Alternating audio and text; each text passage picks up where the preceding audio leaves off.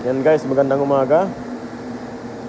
Magre-rebuild tayo guys ng Mercedes-Benz CLA 250. Ang pangalan ng makinang ito guys, M260. Yan. Tinanggal-tanggal natin yung ibang pyesa, pati transmission. Ito,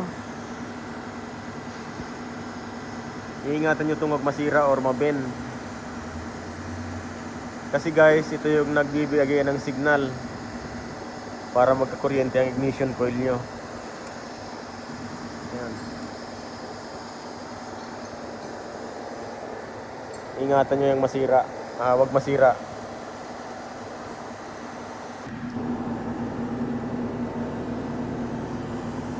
Ito nga pala yung timing ng crankshaft.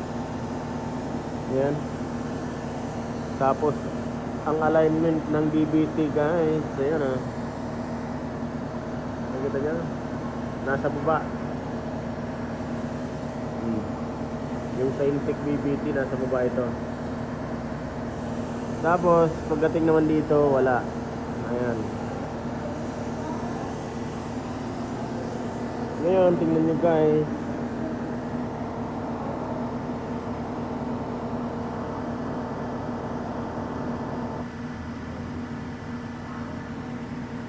Para hindi tayo mawala sa timing. Alam natin kung saan nakatutok yung titi na yan.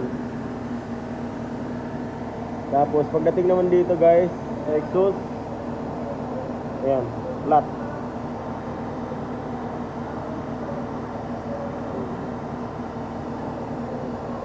Okay. Mamaya pagtanggal natin ng valve cover, lalapatan natin yan ng timing guide.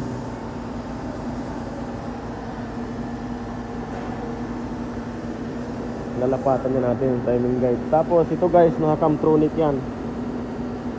Yan, may kumukusa siyang nag-a-adjust nito. Inaatras, inaabante. Ganyan. Yung camshaft na yan.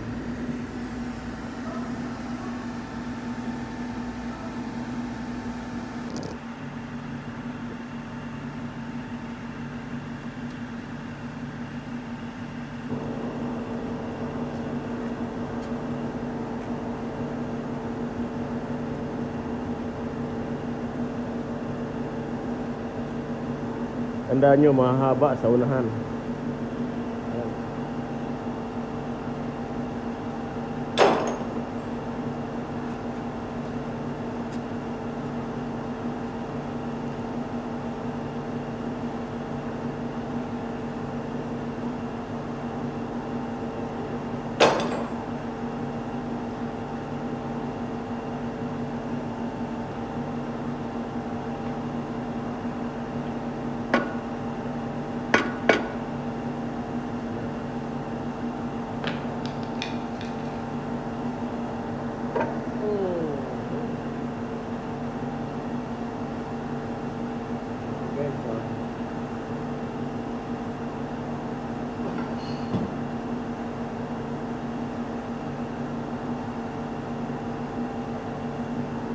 Ito nga pala guys, intake na yan. Kusang na-adjust yan. Dahil dito meron siyang tinatawag na camtronic.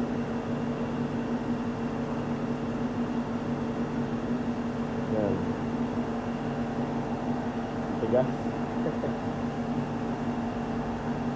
Kung hindi ka nga pala gagamit ng timing guide, dito, ayan pantay mo yan dyan. Ayan pantay. Tapos dito pantay din yan guys. Ayan kapag hindi ka gagamit ng timing guide, ayan.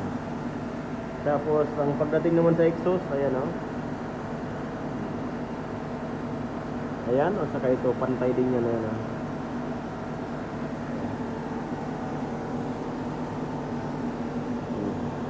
puro yan pantayan. Ayan may guide din yan dyan. Ito wala sa exhaust. Tapos titingnan nyo to. Ito kailangan kalahati yan dun sa butas. Saka ito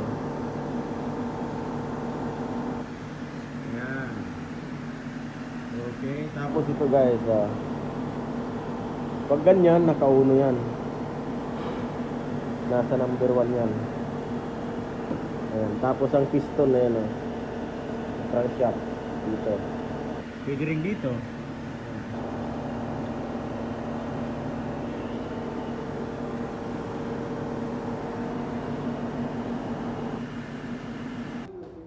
Okay, we will try to start. Wait, just a minute. You start? Magtatanggal guys ng ano nandito. Yung tensioner. Tatanggalin yung cup na yan. So guys, tanggalin natin ng tensioner. Ayan.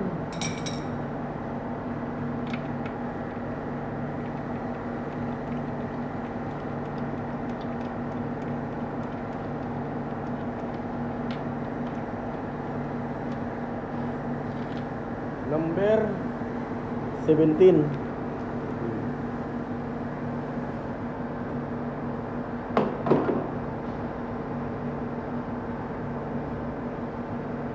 Ayan, ito naman. Uhugutin natin. Number 10 yan guys. Winilding ko na dito para paghuhugot ng pin sa tensioner ng or damper chain ng Mercedes.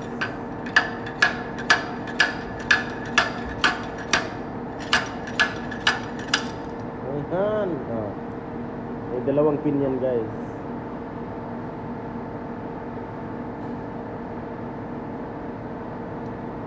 Ito pa.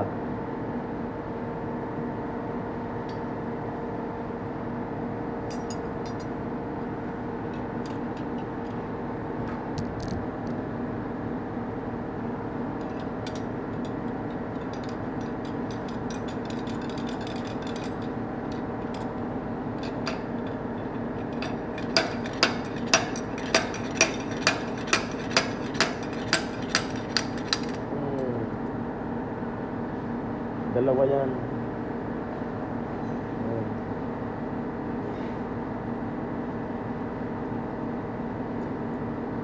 Dalawang pin.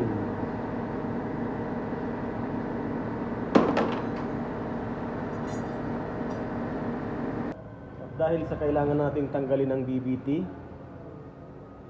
gagamitan natin ito. Timing guide guys. Ayan.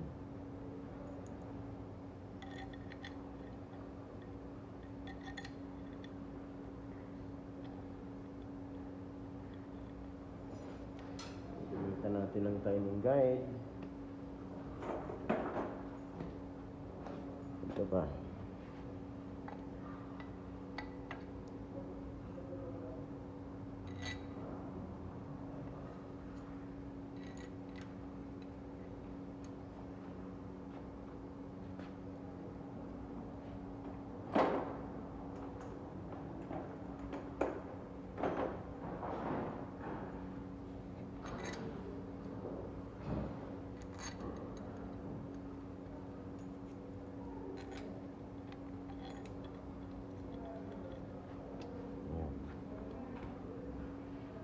Guys, yung pinaka-importante sa lahat, ang paglagay nito. Kailangan nakaasinta yan, nalapat talaga siya.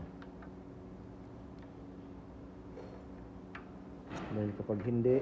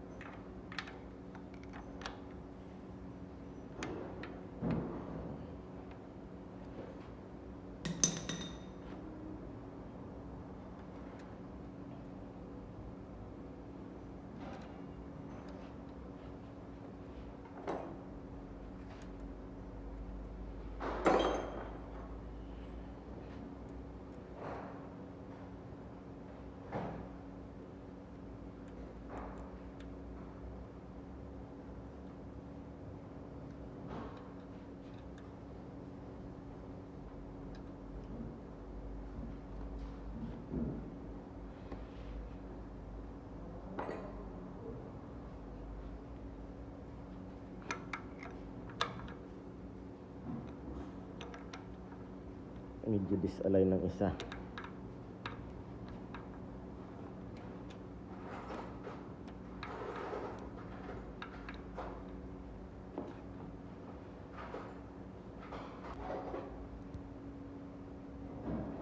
Ayan guys, kailangan saktong-sakto siya.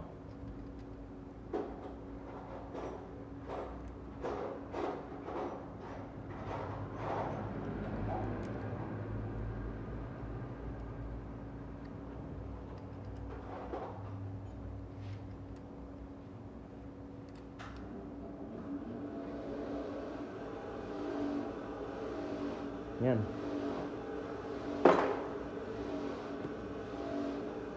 Yan guys, dahil ang camshaft ay naka-timing na yan. Naka-timing guide siya eh. Ngayon, ito naman ang kuproblemahin nyo. Yung ganito guys. Yung BBT na yan or variable valve timing.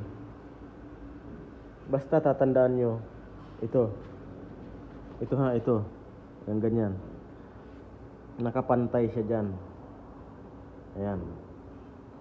Tapos pantay rin yan dito sa kabila. Tapos ito. Pantay din yan dyan, oh. Pantay din yan dito sa kabila, guys. Ayan. Okay. Tapos ang forma niya nakaganyan. Tingnan niyo, ha. Ito yung sa exhaust. Nakaganon siya. Ito yung sa intake. Dahil kapag hindi yan guys nakatama sa original na forma, palagi kang may check engine or hindi mo maalis ang check engine ng camshaft position sensor, over advance or late, ganyan. Yan. Ulitin natin para hindi makalimutan. Ayan, pantayan ha. Para yan dito sa BBT. Itong camshaft, naka-guide na yan. Wala na kayong aalalahanin dyan. Ito lang.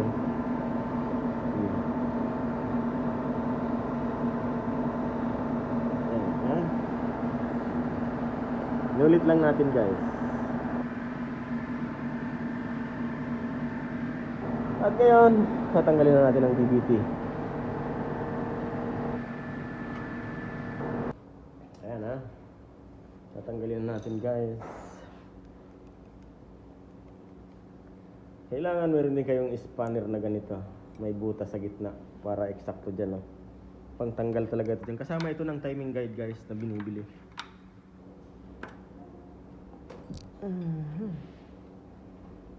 Ay matigas. Kailangan natin ng kasama. Sandali lang. Ayan guys. Tatanggalin natin to. Sobrang tigas nga.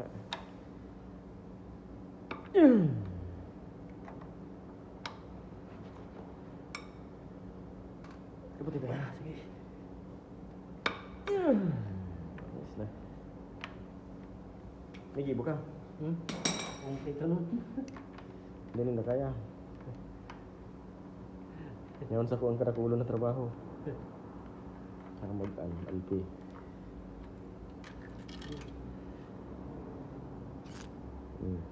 Yan guys ha.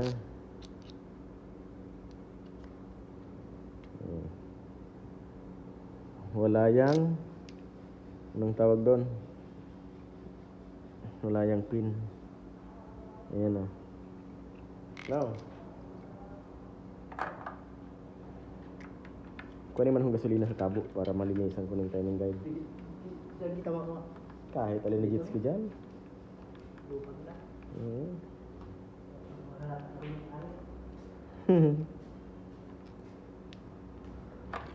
Ayan. Wala kayong makikitang ano niyan, butas, marka o anong tawag doon, pin.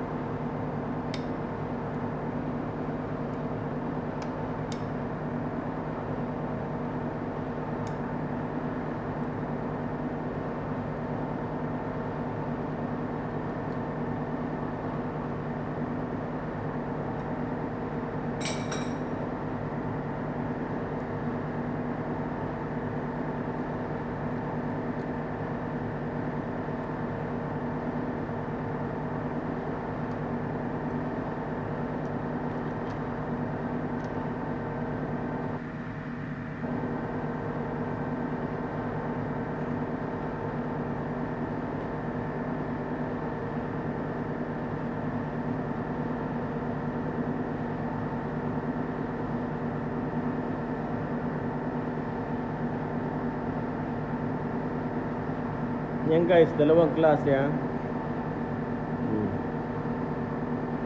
Ito exhaust. Ito intake. Ayan o. Yung kwadrado na ganyan intake. Tapos yung bilog masyado exhaust. Ayan o. Pwede mong ipagpalitan dyan, parehas lang yan. Pero mas mainam na makuha mo yung tamang posisyon.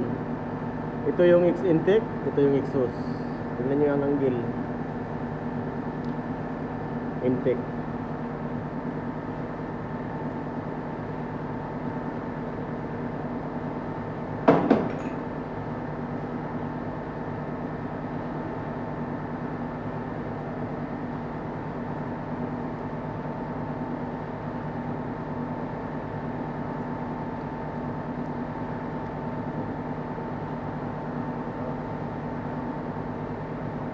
Pwede mo rin yung nilagay dyan. Kahit ito. Sakto yan.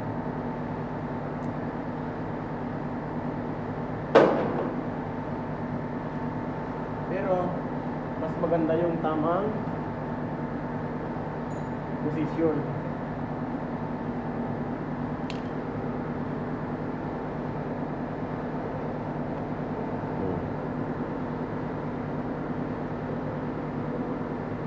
Camtronic, camshafttronic. At iingatan niya itong mabingkong. Ayan, yung plate na yan.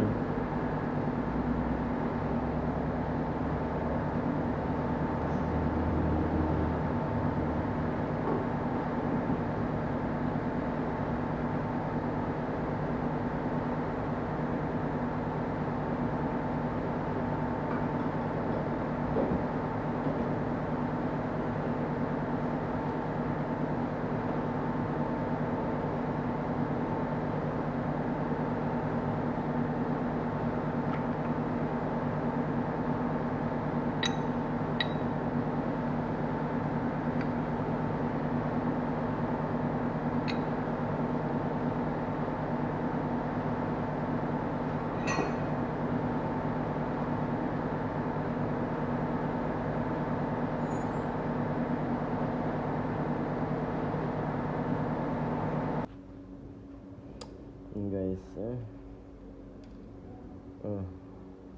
roller. Tapos ito naman yung kanyang lifter.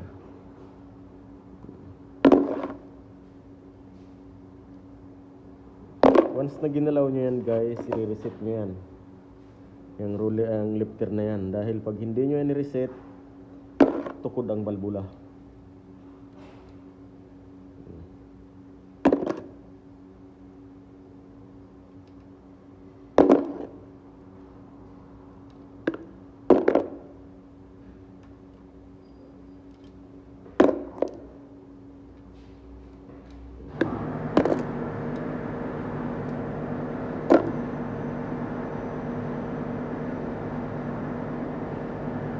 Yung dalawang klase nga pala ang roller niyan, may malaki, may maliit.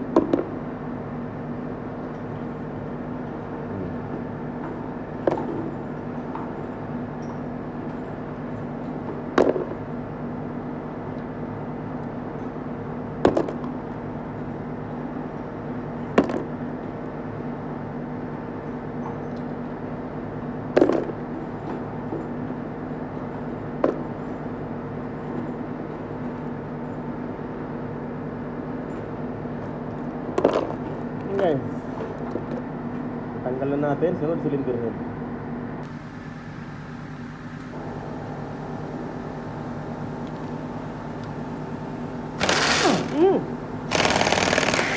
Loose thread. Loose head pala, loose head. Pagdaluwagan na to, matigas pa rin. Tigas pa rin ko eh. Kahit naluwagan na. Tigas pa rin.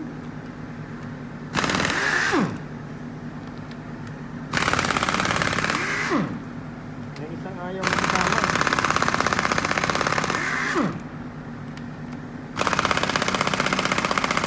Dalawa.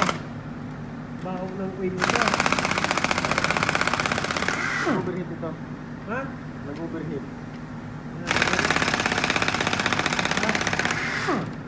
Mikin ha?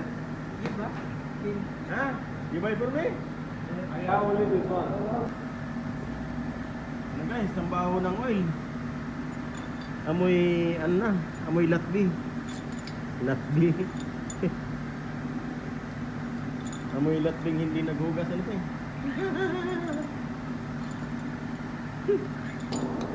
Hindi mo ito tanggal. Dahil na lang ka na, dahil na. Ano lagi?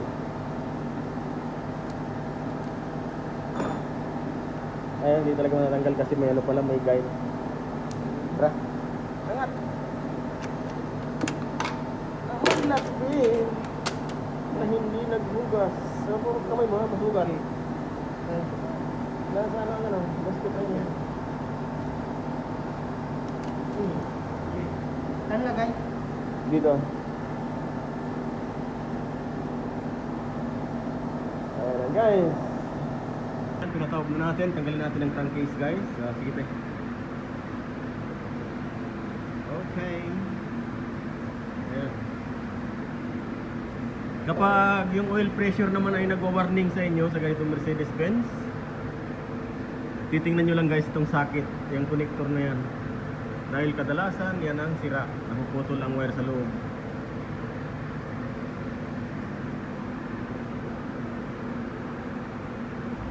Yan guys, bago nyo to aalisin, tatanggalin nyo muna to, ganyan. Tapos bago nyo naman ikabit guys, gamitan nyo ng multimeter kung may continuity or may contact. Dahil pag walang contact, check engine yan at lalabas ang oil pressure. Yan. Itong solenoid na to hindi gumagana. Sige, tanggal na to. Yan. Lagay mo rin. Ito na yung kanyang main timing chain. Timing chain. Tapos ito naman ang sa oil pump.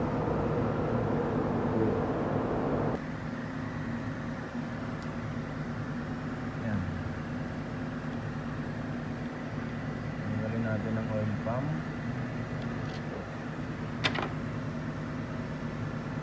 Yan. Sige, angat-angat mo dikit. Alisin natin yung kadena. Ayan guys. Oil pump.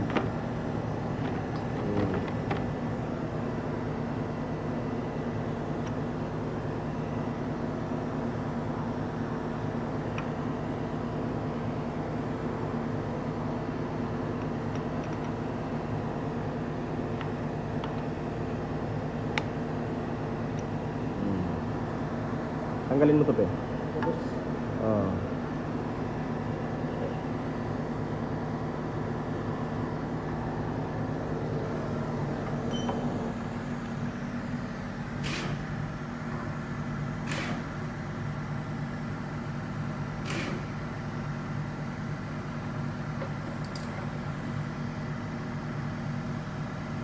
Wala rin timing mark guys.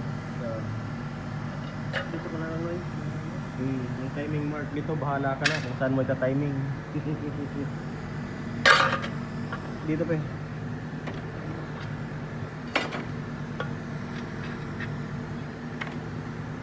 Ang panguna nga pala nito, ito, yung panloob. Ayan yung panloob. Ito yung panglabas.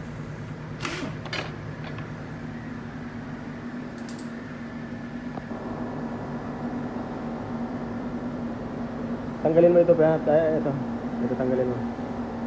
Titingnan natin ang timing. Kung naka-timing din yan. Para pagtanggal mo, sakto. Yan. Tanggalin mo yan. Ito muna, yung cover mo na yan.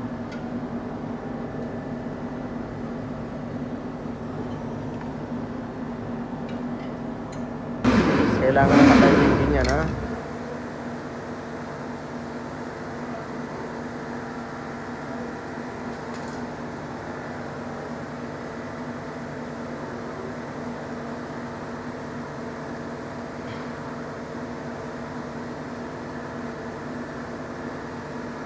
Yan guys, kailangan naka-timing yan. Ayan, may guide siya dyan.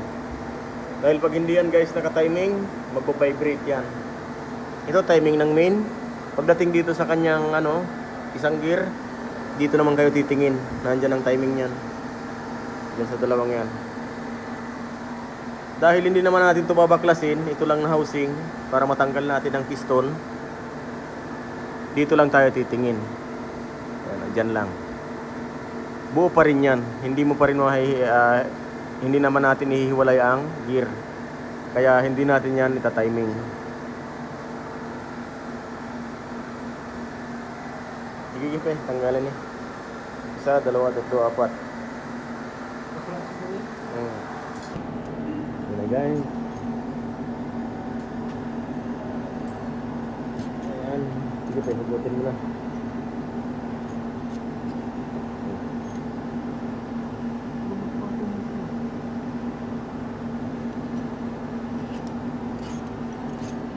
Dito may lagay ha.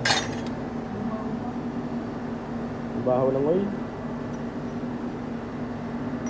Amoy ng hindi ka nais-nais na amoy. Sige, tanggalin mo. Tanggalin mo. Sige, angat mo. Yan. Yan. Lagay mo dito.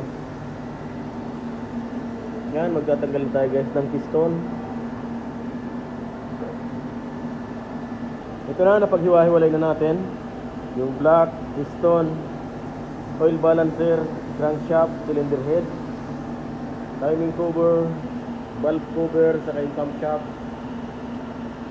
At mag-order na tayo guys ng pyesa. Magpapalit tayo ng piston. Tapos ano pa? Palit ng cylinder head, gasket. Tapos ipapasit up natin yan sa machine shop. Tapos ang pagdating naman dito sa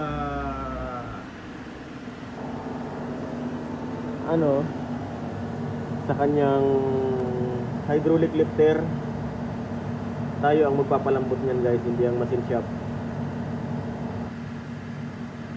Ayan. Dahil pag machine shop ang gumawa niyan, baka sirain lang. Yari tayo. Ito na. At magpapalit din nga pala tayo guys ng connecting rod bearing, dahil ang connecting rod bearing niya guys, kinain na. Yung crankshaft, ipapadala na natin yan. Pag-check pa natin ito kung ayos pa. Connecting rod bearing lang ang papalitan. Ayan. At nga pala, dumating na rin pala yung Lexus natin galing sa machine shop. Ayan, yung black. Hinaralo-halo na naman ni Indiano. Tapos pagbubuo natin yan, ang hirap na naman hanapin ng ibang tornilyo, ng ibang pyesa. Ayan guys, cylinder head lang ang kulang. Bukas dadalhin daw dito. So umpisahin na rin natin yung buuhin. Ayan, Lexus. Mga jitsi pa tayo guys. Ayan guys, hanggang dito muna ang part 1 video natin. Maraming salamat guys sa panonood. Bye bye.